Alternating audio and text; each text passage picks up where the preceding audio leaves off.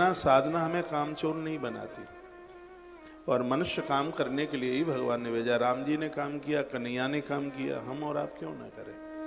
कृष्ण ने क्या नहीं किया? मकान नहीं बनाया उसने तो पूरा नगर बसा दिया। क्या नहीं किया कृष्ण ने? कर्मकांड उनका इतना अद्भुत है, बिना यज्ञ किए पानी नहीं पीते कृष्ण। मैं तो यज्ञ करना ही कृष्ण की कथा पढ़ करके समझ पाया हूं। महादेव का अभिषेक राम रोज करते हैं। कर्म कांड है उनके पास, विशुद्ध कर्म है। कर्म के बिना तो व्यक्ति की प्रोग्रेस नहीं हो सकती, उत्कर्ष नहीं हो सकता। मैंने तो माताओं को बहुत बार कहा है कि 10 बजे इनको घर के बाहर करो, इनको कहो जाओ कमाने के लिए। तो मनुष्य कमाने के लिए कर्म करने, विशुद्ध पवित्र कर्म होना चाहिए था। इसकी जरूरत है। मैं हूं, आप हैं, कोई, मैं अपना कर्म ही तो कर रहा हूं। ठाकुर जी ने मुझे सेवा दी है और उसको इतने भाव से कर रहा हूं। कथा की तरफ आता हूं तो ऐसा लगता है कि द्वारकाधीश के दर्शन करने को जा रहा हूं। इतनी खुशी होती है। प्रभु की कृपा से आज मुझे उनके नामों की चर्चा करने का फिर मौका मिलेगा, भारी खुशी होती है। अपने काम में खुशी होनी चाहिए, काम चोरी नहीं। मैं अपनी बहनों को कहूंगा, कभी मत कहना 5 मिनट और रुक जाओ, 10 मिनट और रुक जाओ। क्यों रुक जाओ?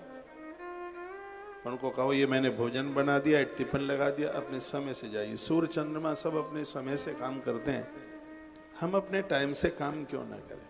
सोने का, खाने का, जागने का, अपने काम पर जाने का एक टाइम होना चाहिए। फिर टाइम आपकी प्रतीक्षा करता है। मैंने देखा कभी दुकान 8 बजे खुलती है, कभी 11 बजे खुलती है, कभी किसी दिन खुलती ही नहीं, कस्टमर इंतजार करके चला जाता है। आपका कर्म आपकी पूजा है, कर्म ही मेरी पूजा है। रविदास लोगों ने ये बात कही थी, संतों ने। अपने कर्म को आराधना बनाइए, अपने कर्म को साधना बनाइए। कर्म खाली व्यापार ही बन के न रह जाए, उसे आराधना बनाए, उसे साधना बनाए। अपने आने वाले ग्राहक को देवता, उससे जब बात करते हैं तो उसको स्तुति का रूप दे दो। कभी कभी लोग तो ग्राहक से, कस्टमर से इतना लड़के झगड़ करके बात करते हैं कि वो दोबारा आने का नाम नहीं लेता। ग्राहक सच मानिए भगवान है व्यापारी के लिए। ये मैंने तुलाधार वैश्य की कथा में महाभारत में पढ़ा है, जो मैं आपको बोल रहा हूं। उसको खूब आदर करो। वो सामान भले ही ना खरीदे, और यदि आपका व्यवहार है, आपके रेट बढ़िया है, 100 दुकान पर घूमकर वो आपके पास ही आएगा। मैंने देखा है, कथा कराने वाले हैं लोग 50 वक्ताओं के पास जाते हैं, फिर लौट के फिर मेरे पास आ जाते हैं, कहते हैं आपसे बढ़िया स्वभाव नहीं हमें मिला किसी का। हमें तो किसी ने पूछा ही नहीं, ठीक से बात नहीं करी, ऐसे लड़ करके बात कर रहे थे।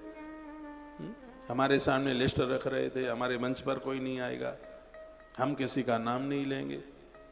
बस आपके अलावा, एक माला के अलावा यदि किसी ने माला डालने की कोशिश करी तो हम व्यास छोड़ करके चले जाएंगे। ये मुझे बताए हैं आप लोग, मैं कोई देखने को नहीं गया, ये बताते तो है ही। तो मैं कोई अपनी बड़ाई प्रशंसा नहीं कर रहा हूं, लेकिन मैं भी बढ़िया स्वभाव के साथ जीना चाहता हूं और कोशिश में हूं। बात आपकी चल रही है, चाहे आप व्यापारी हैं, चाहे आप घर में हैं, रिश्तेदार लोग भी आते हैं, मन उमड़ता रहे आपके घर आने के लिए। आज का समय ऐसा है, ना मकान की कमी किसी के पास, ना रोटी कपड़े की कमी। आपके फंक्शन में आपके लोग आते हैं तो इसका मतलब आप अच्छे इंसान हैं, नहीं तो किसी के पास टाइम नहीं है। वर्तमान समय में तो लोग बहुत व्यस्त हैं।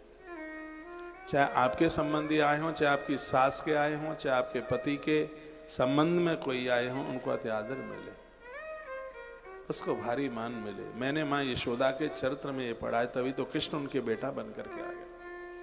मुस्कुरा करके बात की, दुश्मन भी आवे उसको भी यह ना लगे कि इन्होंने दुश्मनी का परिचय दिया है। इतने खुश, इतने प्रसन्न। राम जी ने कहा,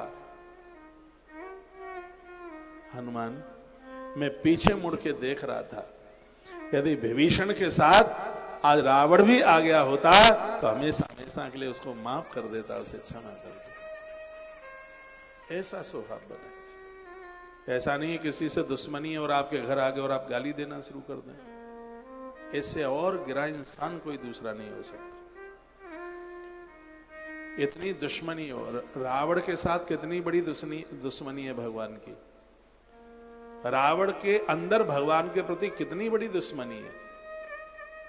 लेकिन कल या परसों मैंने सुनाया था, जब रावण राम का यज्ञ कराने को आया प्रभु का, प्रभु के चेहरे पर मुस्कुराहट, रावण की तरफ से आशीर्वाद, शुभकामनाएं, लंका के ऊपर तुम विजय प्राप्त करो, ये उसने ये बात कही थी।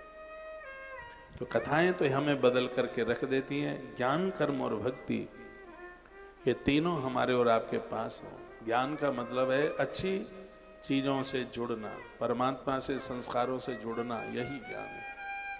अच्छे कार्य करना जिसकी सुगंधी पूरे क्षेत्र में शीतल मंद सुगंध हवा की तरह बहे, आपके काम लोगों के हृदय पटल पर छा जाए। और आपका समर्पण, यही तीन तरह के साधन हैं जिनसे जीव भगवान के पास तक पहुंच जाता है।